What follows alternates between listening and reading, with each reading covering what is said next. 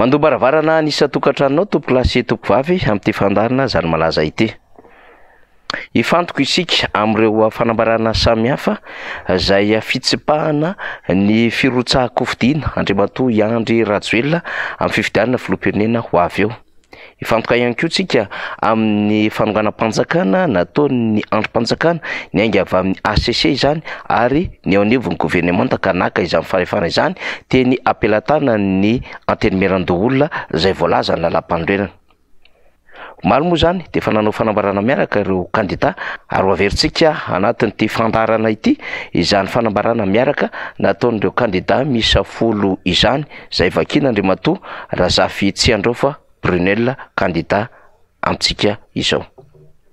Fanambarana iraisan'ireo kandida ho filoham-pirenena manoloana ireo fandikandalana sy fanitsakitsahana lalam-panorenana verimberina nataon'ny fitsarana avy momba lalam-panorenana ACC izay ny baribary tamin'ireo fanapahan-kevitra noraisina.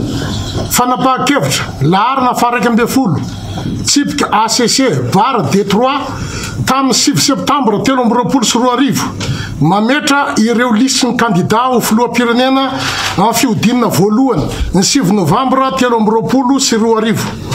Fanapahan-kevitra laharana faha 12 tsipika ACC bara D3 tamin'ny 7 septambra 2022 mahakasika ny fahabanga-toeran'ny filohan'ny Repoblika, ny tsy fahafahan'ny filohan'ny Sénat, isahana ny andraikitry ny filoham-pirenena mpisolo-toerana sy ny fanendrena ny gouvernement ankehitriny, isahana ny asan'ny filoham-pirenena mpisolo-toerana.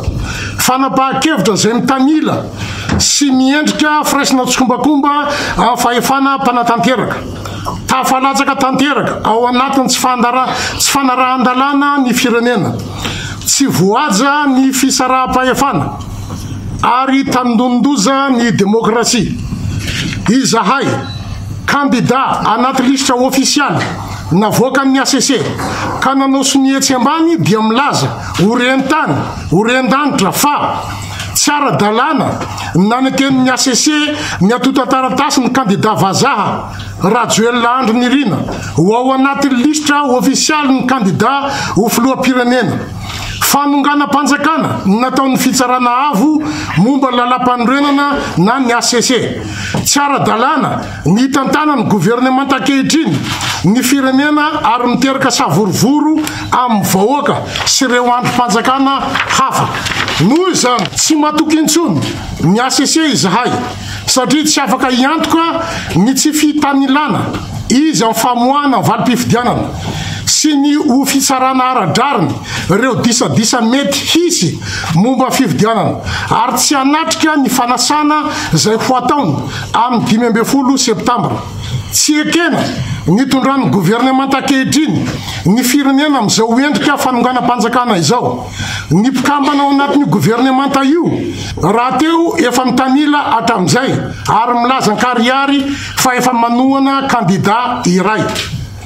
Misavorovoro ny saim-bahoaka ary mandalo krizy ny androm-panjakana sy ny firenena ankehitriny. Tsy misy fitoniana ny fikarakarana ny zotram-pifidianana koa miantso ny hery-velona rehetra sy ny vahoaka mpiray-tanindrazana mba ho saro-piaro amin'ny fanajana lalàna sy ny fitandrona ny fiandriana-pirenena. Miantso ny FFKM izahay mba handray ny andraikiny amin'ny maharay aman-dreny ny firenena azy hitarika ny dinika ivoan'ny firenena amin'izao krizy lehibe izao. Miantso ny iraisam-pirenena tsy iray tsikombakomba amin'izao fandikandalana izao ka handray ny fepetra tandrify azy. Natao teto Antananarivo ny faha 13 ny volana septambra taona 2022. Sony Marc Ravalomanana président national ny team, président Hera Jonarmampianina, Tahina Razafinjoelina, Augusta Parain, Ajo Andrenanarivelo, sy teny Randrena Soloniaiko, Jean-Jacques Ratsietson, Robella Andry, Roland Ratsiraka, Razafy Tsiandrofa Jean Brunel. Mihetsika avokoa zany araka izany ny setra politika, ny fiarahamonim-pirenena ary ireo ankolafy samihafa. ho an'ny kandida iny, fa ny RMDM manany rody be ny mpanohitra ho an'ny demokrasia eto Madagasikara ihany koa dia nanao antso tamin'ity androany ity. Mivaky toy izao zany antso nataon'ny RMDM izany. Voalohany dia miantso ny gouvernemanta frantsay izahay mba handray fepetra amin'ny olona fa manakorotana ny firenenay. Faharoa dia hoe miantso ny kandida rehetra mba hiraina, tsy hanaiky ny fanonganam-panjakana anatiny ataon'ny gouvernemanta sy fandikan-dalàna ataon'ny ACC, ary tsy fahamarinana sy tsy fangaraharana ataon'ny CENI.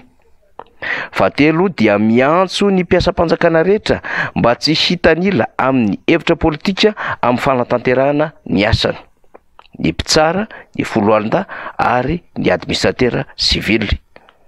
Ary fahaefatra farany ao anatin'izay antso ataon'ny RMDM zay dia hoe miantso ny vahoaka malagasy mba hosa hijoro hatramin'ny farany hametraka ny tantandalàna sy ny fahamarinana eto amin'ny firenena. Ho an'ny RMDM iny nanolody be ny mpanohitra ho an'ny demokrasia eto Madagasikara, fa ho an'ny firaisamonim-pirenena ihany koa dia manodidina ny 30 tany ho any ireo fikambanana nanatanteraka fanambarana tamin'io maraina io.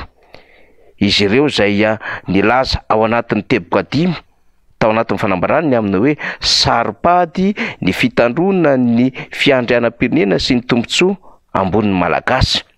Tsy vaky volo. Karariny sitsiny raha olona mizaka ny zoom-pirenena malagasy ihany no lanina filoham-pirenena. Mangataka amin'Andriamatoa Andry Rajoelina izy ireo mba hitsipaka an-tsitrapo ny fizakany zoom-pirenena frantsay, indrindra raha mikasa ny filoham-pirenena izy. Faharoa tao anatin'ity fanambarana ny fiarahamonina pirenena ity dia ny resahan'izy ireo ny amin'ny hoe fanimbazimbana ny safidim-bahoaka ary tsy ara-dalàna ny fanomezana andraikitra ny gouvernemanta hitambarana, zany hoe olombetendry tsy nomen'ny olo-pirenena fahefana tamin'ny fifidianana raha toka mbola misy olona afaka mandray andraikitra eo anivon'ny antenimera-ndolona. Fahatelo dia hoe tokony mametra-pialana avy hatrany ny filohan'ny antenimera-ndolona rehefa nanda ny handray ny fahefana ho filoham-panjakana mpisolo-toerana. Fahaefatra, raha tiana hilamina ny fifidianana ary tsisy fanoherana voka-pifidianana ka hitondra ampahalemana izay filoha lany eo dia tandrovana io foto-kevitra fototra ary averina any amin'ny filohan'ny antenimera-ndolona ny fahefana ho filoham-panjakana mpisolo-toerana. Fadimy tao anatin'ireo teboka nambarany ny firaisamonim-pirenena ireo dia ny hoe aza asiana sakatsakana ny fahalalahana haneho hevitra sy hamory amin'ny toerana sahaza izany, na kalamanjana na amin'ny toerana voatokana, satria mila sehatra ahazoana mifampiaino ny malagasy mba ahafahany manao safidy voalanjalanja araka ireo programan'asa atolotry ny kandida ho mpilatsaka ho fidiana rehetra. Tao anatin'izay moa reto firaisamonim-pirenena ireto dia misy ny antso ho an'ny tompon'andraikitra eo anivon'ny FFKM, ny antso nataon'izy ireo ihany koa ho an'ny mitandro ny filaminana izay manana ireo sokajy nandraikitra maro samihafa mba hanontany tena amin'ny fieritreretan'izy ireo ny amin'ny hoe mbola tena fiarovana ny fiandrianam-pirenena ve no mibaiko atsika, hoy ny firaisamonim-pirenena. Mandraisa andraikitra ho an'ny firenentsika ary koa hiaina ny havantsika sy ny taranantsika ao amin'ny Madagasikara lavitry ny krizy sy ny korotana. Ary ny antso ny vahoaka sy ho mpirenena malagasy rehetra manerina ny faritra sy ny lafivalon'nosy ihany koa izy ireo mba hijoro sy handray andraikitra satria aloalika ny rambary. Izany no fanambarana nataon'ny firaisamonim-pirenena. Ary ankoatran'izay moa satria samy nantany rehetra ny amin'ny hoe raha folo ireo kandida efa mitambatra amin'izao fotoana izao amin'ny kandida 13 mazava ho azy, le fa 13 manahirana dia le kandida izay vazaha amin'izao fotoana izao dia hoe aiza ireo kandida roa ambiny. Dia androany zany nanao fanambarana ny kandida Lalaina Ratsirahonina ary vakitsika atao anatin'ity fandaharana ity ny amin'ny hoe manoloana ny toe-java-misy eto amin'ny firenena dia manamafy hatrany ny antoko fihavanantsika sy ireo ekipa manohana rehetra ny kandida Ratsirahonina Lalaina Aklanto araka ny efa nambarana ny Alarobia 9 Septambra 2024 ny tokony hirosoana amin'ny fifampiresahana sy ny fampihavanana eo amin'ny sampanao politika sy ny hery ary ny vahoaka malagasy. Eo ambany ny fitarihan'ny ray aman-dreny ampanahy eo anivon'ny FFKM. Izany ny atao dia mba hisian'ny fitoniana eo amin'ny fiainam-pirenena ka hirosoana amin'ny fifidianana marina sy mangarahara ekeny rehetra. Arak'izany raha reo faneho-kevitra samihafa ireo dia tena aloaloka tokoa ndambary amin'izao fotoana izao. Ary ny adevitry ny fiandrianam-pirenena, ny fanososena ny androm-panjakana, ny fanososena ny safidim-bahoaka sy ny fahefam-bahoaka no misy amin'izao fotoana izao. Miharihary amin'ny alalan'ny fanonganam-panjakana izany ary eo anatin'ny fotoanan'i Kristy tokoa i Madagasikara. Ankoatr'ireo azo antoka sy azo inoana fa mbola betsaka ny anio ny heviny na ho an'ireo syndika maro samihafa izay angatahana ny faneho-kevitra izy ireo.